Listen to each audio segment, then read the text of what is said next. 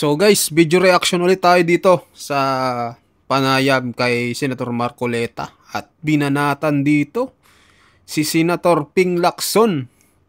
At sinabihan pa na ayaw nilang alisin ang maskara.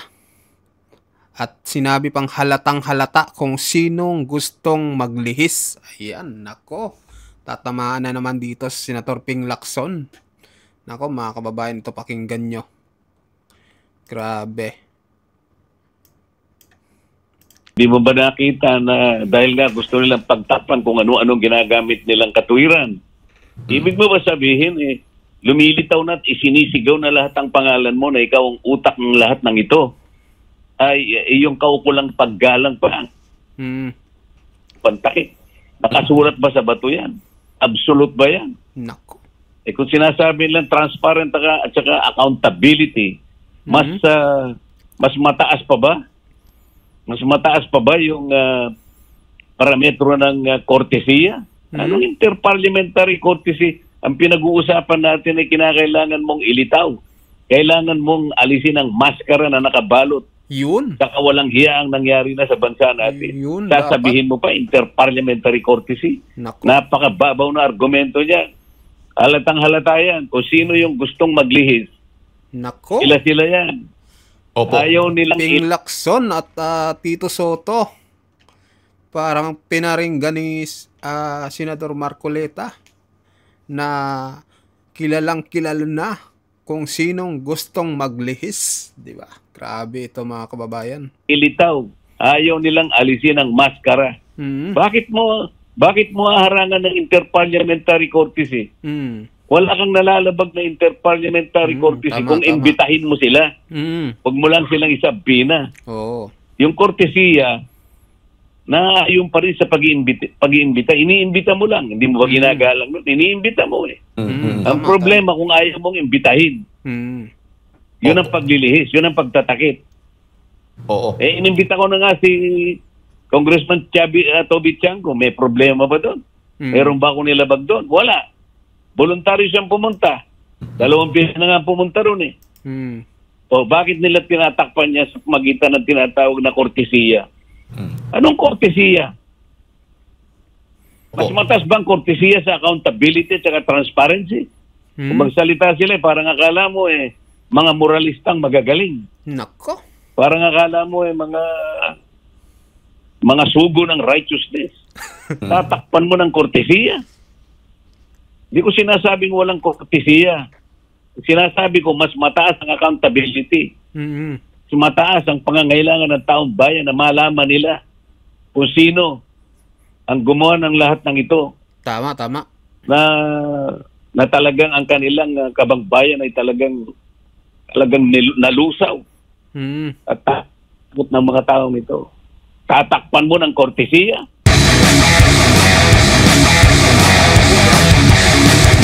Update po dito sa magiging investigasyon ng Senate Blue Ribbon Committee. Magpapatuloy ho ba? Kailan ho ba yung susunod po na investigasyon? Silang nakakaalam, Admar. Wala naman akong notice pa kung kailan ng susunod na investigasyon. Opo. Pero Senator, issue po ngayon, yung testigo po na ipinalabas po ninyo. Nandyan po sa Senate Blue Ribbon, yung nagsalita po sa Senate Blue Ribbon na kamakailan, si Orly Gutesa. Sa tingin po ninyo, ano bang masasabi po ninyo na ganito po yung pag-question ang kanyang kredibilidad bilang isang witness, a resource person po during sa investigation po niyo sa Senate Blue Ribbon? Malinaw naman yun na hindi naman nila nagiba yung kanyang testimony. Malinaw na nakasasagot siya sa lahat ng mga tanong. Ang totoo niyan, wala mang masyadong itinanong sa kanya. Siguro dahil napansin nila na credible yung kanyang mga sinasabi. So hinahanapan na lamang siya ng butas eh. Opo. Sinasabi nila na dinisown ng nagnotaryo yung kanyang firma. Biktima nga siya rito eh. Malay naman niya kung sino yung pumirma doon sa nagpunta yung tao. Opo. At hindi naman po... Firma na yun eh. Firma nung nagnotaryo. Opo, yun nga eh. O baga doon sa pagnonotaryo yung naging issue ngayon na Senator dahil nga daw may Doon nga keso. napupunta eh. Doon nga napupunta eh. Hindi naman doon sa kanyang salaysay. Nakikita mo naman kung saan sila pumupunta eh. Opo, opo. Pero yung testimonya mo niya mismo, Senator, napakatindi po ng kanyang mga nabanggit at dalawa pong personalidad, si dating Speaker Martin Romualdez at si Congressman Zaldico. Sa tingin po ninyo, dapat lang imbitahan ng Senado itong dalawang personalidad na nabanggit po sa testimonya niya? Imbitahan Dapat lang, pero ang hindi ko sigurado kung iimbitahan nila o hindi. Minsan sinasabi nila, iimbitahan. Minsan naman, hindi. So, bahala sila kung ano kanilang magiging decision dyan. Pero may ibang paraan ho ba, Senator, na para maimbitahan ito para sa investigasyon ang dalawang personalidad na ito? Napakaraming paraan. Di imbitahan nila. Wala namang problema ron eh. Ang problema kung darating ba yan o hindi. Opo, opo. Senator, kamakailan din ay nagbigay po ng kanyang speech o pahayag itong si Senator Cheese Escudero. At talaga matindi po yung kanyang mga naging pahayag laban po dito kay dating Speaker Martin Romualdez. Kayo ho ba ay nasurpresa doon po sa kanyang naging talumpati o naging pahayag po dyan sa Senado? Hindi na ako nasurpresa doon sapagkat nakikita ko naman pagka yung pagdinig ay papunta sa mga senador, doon lang nila tinutuntun. Daming nabanggit naman ka congressman, ay saan yun? Kaya gano'n ang naging pahayag niya na para bang may kasalanan na kanilang gustong palitawin mga senador. Samantalang napakaraming mga pangalan ang binabanggit, lalong-lalo na nung nag-testify si Gutes, direktang ikinonektan niya si Zaldico kay Speaker Martin Romualdez. At mula doon, parang gusto na nilang tumigil. Mahalata naman ninyo kung sino yung naglilihis eh. Ang sabi ko nga, dinidiretso ko nga kayong naglilihis eh. Opo, Senator. At meron ding mga obserbasyon ng ating mga kababayan doon sa mga nagiging resource person na bigla-bigla na lang pinapadala sa DOJ. Hindi naman wala kayong pagkakataon na maitanong. Yan ho ba ay baga nakabatay po? Wala po bang nilalabag? O dyan po sa mga pagdinig, sa rules po ng inyong mga ginagawang pagdinig sa Senado? I-raise ko na nga yun doon sa aking privilege speech. Ayaw naman nila sagutin. Saan ka naman ako nakakita na dumidinig tayo rito eh.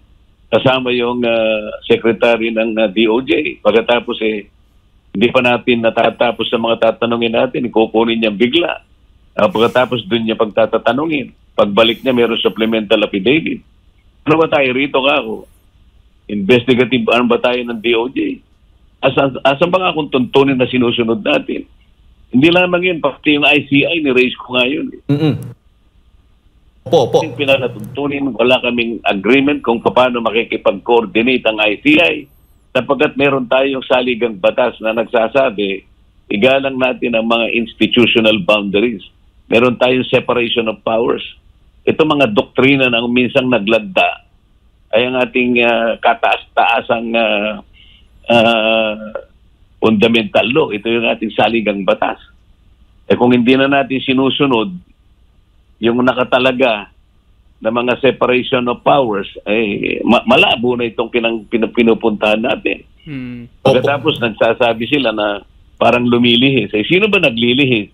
Ako mulat-mula pa, dinidiretso ko ito eh. Pag nababanggit ang pangalan ni Martin Romualdez, imik. Napapansin siguro yan ng marami nating kababayan.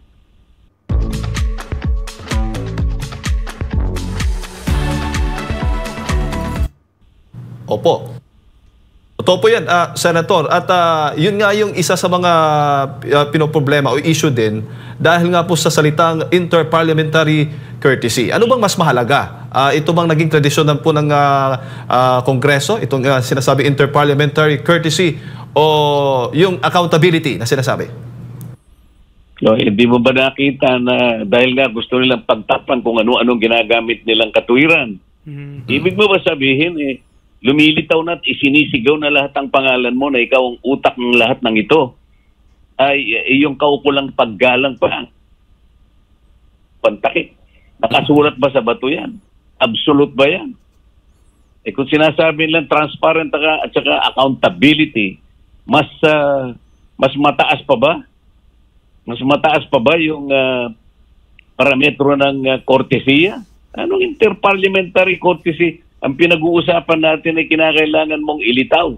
Kailangan mong alisin ang maskara na nakabalot.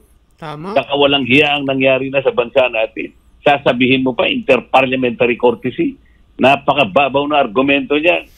Halatang halata yan. Kung sino yung gustong maglihis, sila yan. Opo. Ayaw nilang ilitaw. Ayaw nilang alisin ang maskara. Bakit mo harangan ng interparliamentary courtesy? Wala kang nalalabag na interparliamentary courtesy kung imbitahin mo sila. Huwag mo lang silang isabina. Yung courtesya, na yung pa rin sa pag-iimbita. Iniimbita mo lang. Hindi mo ba ginagalang nun? Iniimbita mo eh. Tama. Ang problema kung ayaw mong imbitahin. Yun ang paglilihis. Yun ang pagtatakip. Oo. Inimbita ko na nga si Congressman Toby Chango. May problema ba doon? Meron ba akong nilabag doon? Wala. Voluntaryo siyang pumunta. 2 beses na nga pumunta roon eh. O bakit nila tinatakpan niya sa magitan ng tinatawag na kortesiya? Anong kortesiya? Mas mataas bang kortesiya sa accountability at saka transparency? Kung magsalita sila, parang akala mo mga moralistang magagaling. Parang akala mo mga sugo ng righteousness. Nako. Tatakpan mo ng kortesiya. Hindi ko sinasabing walang kortesiya. Sinasabi ko mas mataas ang accountability. Tama. Mataas ang pangangailangan ng taong bayan na malaman nila kung sino ang gumawa ng lahat ng ito na talagang ang kanilang kabangbayan ay talagang nalusaw at takot ng mga taong ito. Tatakpan mo ng kortesiya. Opo. Dili. Opo.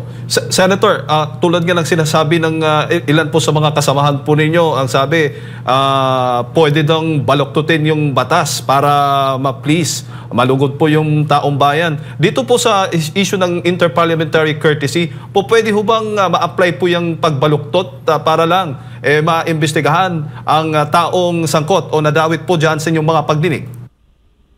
Paano mo babaluktutin yun? Kortesiya yun eh. Sabi ko nga sa'yo, imbitahan mo, kortesiya yun.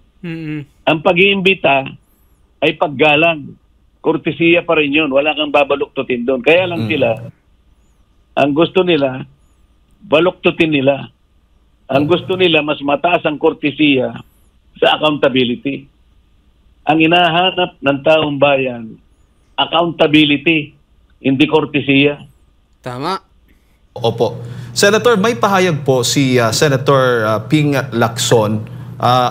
Ano pong masasabi po niya? Basahin ko lamang po itong kanyang naging social media post. Sabi niya dito, he is overly vocal, boastful, or aggressive so he can create an image of strength through noise. May pinapatamaan po ba? Ano bang dating po? Anong masasabi po ninyo dito, Senator? Alam niyo na kung sino ang pinatatamaan niya. Opo. Alright. Senator, isa na lang, bago lang si partner Admar. Kanina nabanggit po ninyo, po pwedeng maimbitahan kahit ay mga representative ng ICI sa mga pagdinig po ng Senate Blue Ribbon Committee at wala pong nilalabag na batas po doon.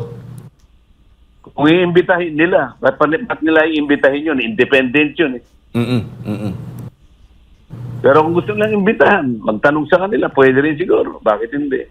Opo. Ang pinag-uusapan natin dito, ang ICI ba, pag nag-request ng impormasyon mula sa Senado o mula sa House of Representatives, wala ba kaming karapatang tumutol? Kailangan ba kami ang nakikipag-cooperate sa kanila? Meron ba kaming pinag-usapan na gano'n? Meron ba kaming agreement?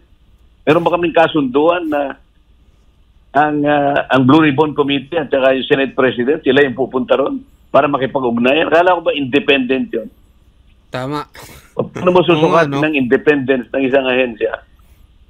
Hindi ba yun ang executive department? Paano ko ang matutukoy doon yung mga kawalang hiyaan ng mga opisyalis ng executive department. Paano magiging independent 'yon? Sino ba nagbabayad sa kanila? Di ba executive department? O paano magiging independent 'yon? Opo. At saka pabor ho ba kayo na hindi po sa publiko yung mga pagdinig po ng ICI? Nako, hindi rin ako pabor Nasa dito. kanila 'yon. Senador, magandang umaga. Si Admar po ito. Sir, Adma, bilisan natin kasi pababa na ako. opo. Sir, sakali pong magkaroon pa ng susunod na mga investigasyon, dadalo pa po ba itong si Master Sergeant Guteza at tatalakay nyo rin pa rin po ba yung paglilinaw doon sa kanyang naging testimonya? Kasi ito yung lumalabas ngayon sa social media, kine-question yung kanyang kredibilidad, bagamat mas mabigat na siya mismo ang humarap doon, sinumpaan niya, nanumpa siya dyan sa Senado sa kanyang mga salaysay po, Senador. Hindi credibility ang kino-question nila. Ang kino-question nila, yung notaryo. Walang kinalaman ng notaryo doon sa kanyang ipinahayag doon. Credible si Gutesa. Tama. Opo. Isa na lamang po, Senador.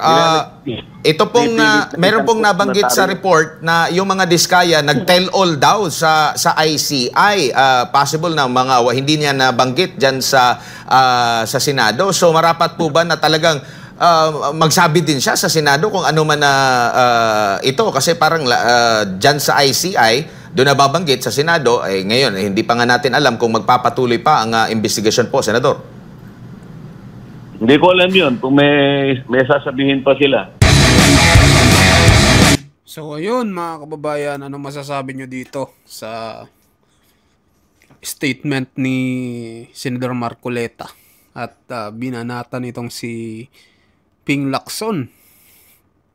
Sa mga patama ni Ping Lacson ay bumira din itong si Senador Marcoleta. Anong masasabi nyo mga kababayan? Mag-comment kayo, mag-like at mag-share sa ating video. So maraming salamat po sa inyong lahat.